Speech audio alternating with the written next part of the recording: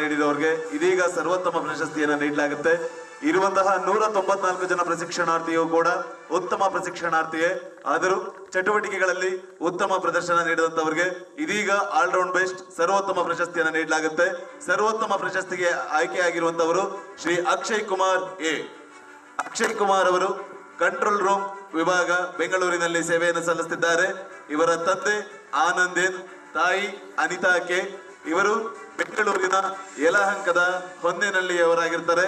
ಇವರು ಬೆಂಗಳೂರು ವಿಶ್ವವಿದ್ಯಾನಿಲಯದಲ್ಲಿ BA ಪದವಿಯನ್ನ ಪಡೆದುಕೊಂಡಿರ್ತಾರೆ.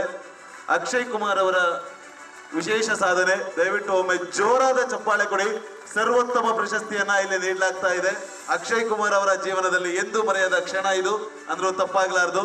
ಇವರ ಸಾಧನೆ ಅಮೆರಿಕನ್ ಫುಟ್ಬಾಲ್ ಅಸೋಸಿಯೇಷನ್ ರವರು MDU ರೋಹ್ತಕ್ ಹರಿಯಾಣದಲ್ಲಿ ನಡೆಸಿದ ಆಲ್ ಇಂಡಿಯಾ ಯೂನಿವರ್ಸಿಟಿ ಮಟ್ಟದ ಫುಟ್ಬಾಲ್ ಆಟದಲ್ಲಿ ಬೆಂಗಳೂರು